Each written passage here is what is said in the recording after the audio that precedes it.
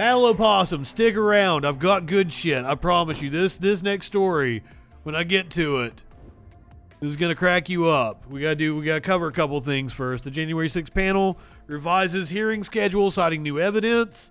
Representative Benny Thompson said they had to consider new footage of the Trump family, documents from the National Archives, and tips they had received during previous hearings. So after the committee's Thursday hearing, they're going to shut it down for a couple weeks. And then they're going to resume hearings in July, Thompson said. Thompson cited newly received footage from documentarian Alex Holder. So the documentary footage is...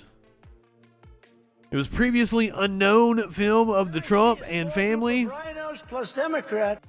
Shut the fuck up. Nobody cares about you.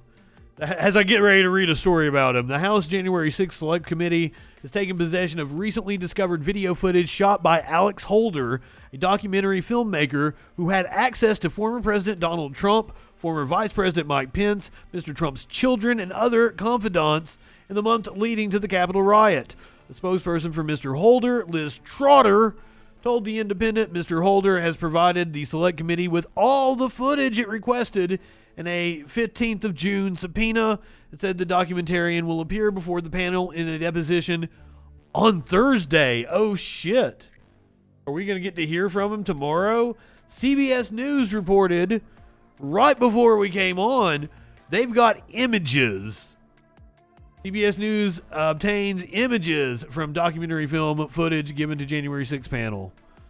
So let's hear what CBS has to say. Now to some exclusive reporting ahead of tomorrow's January 6th hearing. CBS News has learned that the committee has gained access to footage from inside the Trump White House, both before and after the attack on the Capitol. CBS's Robert Costa joins now with the details. Wow, what have we learned? There are new breaking developments on the January 6th front. The committee announced today it will hold additional hearings in July because it keeps gathering new evidence. Some of that new evidence comes from British filmmaker Alex Holder, who is going to meet with the committee tomorrow morning in a private deposition. CBS News has exclusively obtained 2 images from his upcoming 3-part series called Unprecedented. One shows... Are you talking about my shirt? Ivanka Trump, the president's eldest daughter. The other shows him interviewing President Trump. He talked to the documentarian with his shirt open. It reveals the access he had to the inside of the Trump. Trying to look all cool. During that period. Tomorrow, we're going to hear at the hearing from former top Justice Department officials. He looks like a sleazebag. Oh, my Pussifer shirt. On them to buy in to his movement, that Stop the Steal idea. They're going to talk about a dramatic moment in the Oval Office where many of them threatened to resign if Trump got his way.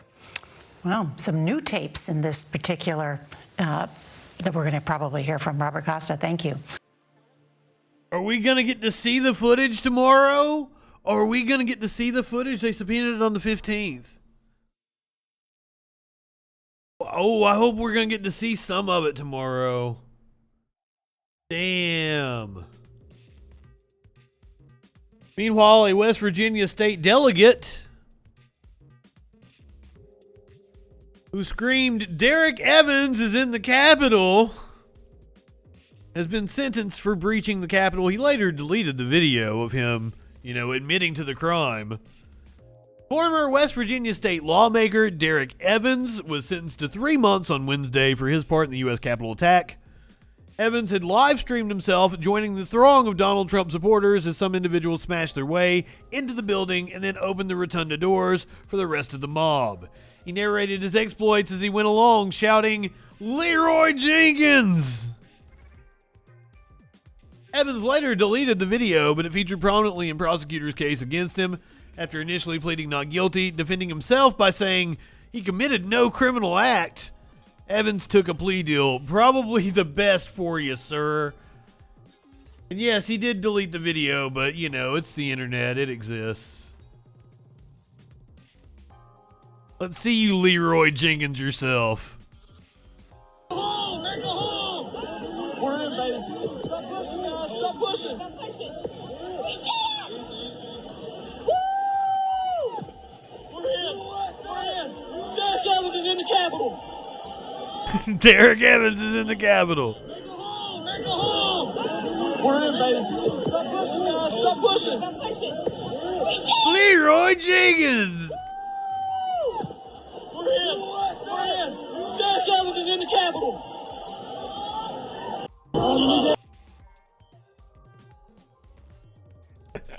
Oh. Right wingers are morons. He told Judge Royce C. Lamberth that he accepts responsibility for his actions. Seated nearby a large Evans family photo, Lamberth reportedly wished Evans well, telling him that he considered sentencing Evans to 6 months behind bars. Evans' attorney had asked for no jail time. I just can't give you probation in a case like this. It doesn't reflect the feeling of the country, the judge said. Who cares? It's not supposed to be about the feeling of the country. The dude committed the fucking crime. Oh my God. Can you imagine if this dude was a black person dealing drugs? Well, it's just, I can't just give you probation in this case. It's just not the feeling of the country, you know. I gotta give you 3 months. They would never talk about them like that. They would never talk about a minority defendant like that, ever. I don't want another riot in the next election, Lamberth added. At the time of the riot, the father of four had recently been elected to represent West Virginians in the state's House of Delegates. 3 days later, he was forced to resign. After releasing a very brief statement announcing his resignation, Evans released a second, slightly longer statement expressing regret, writing, I take full responsibility for my actions and deeply regret any hurt, pain, or embarrassment I may have caused my family, friends, constituents, and fellow West Virginians. Yeah, especially since the country loves drugs.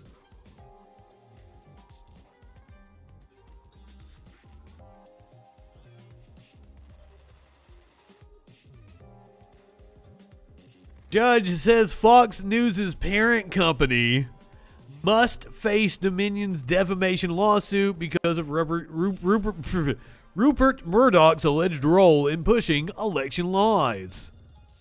A Delaware judge on Tuesday said that Fox News' parent company must face a defamation lawsuit from Dominion Voting Systems, ruling that the election company's allegations that Rupert and Lachlan, we do this every time, Lachlan Murdoch intentionally pushed election lies had enough merit to move the case forward. Delaware Superior Court Judge Eric M. Davis ruled in December that Dominion's $1.6 billion lawsuit could proceed against Fox News. The new decision denied a separate motion to dismiss the lawsuit from Fox Corporation, which is run by its chairman, Rupert Murdoch, and his son, CEO Lachlan Murdoch. You like that? You like the way I put the on it? According to Davis, Dominion has sufficiently argued that the parent company may also be liable for pushing falsehoods claiming Dominion rigged the 2020 presidential election against then-President Donald Trump and in favor of now-President Joe Biden. I love it. Couldn't happen to nicer people. I say that with all sincerity. Both of those statements were sarcastic. I would hope. I mean, it seems clear as day. It seems clear as day that... It seems clear as day that they defamed the company.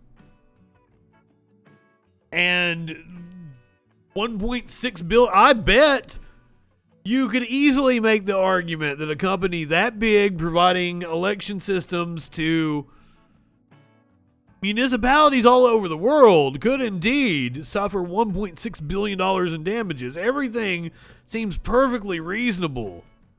Does Maduro get a cut of that lawsuit, buddy? Oh, fuck. Is Chavez going to be a witness? Are they going to bring Hugo Chavez? The ghost of Hugo Chavez going to testify behalf of Fox News that he did indeed do it. Dominion was in on it. Don't sue me, Dominion. I'm on your side. I'm mocking the idiots. Oh, fuck. You never know with our court system. That is entirely true. That's why I didn't speak in certainty about it. I'm pretty confident they've got a case. Hey, is Dominion willing to settle is the deal.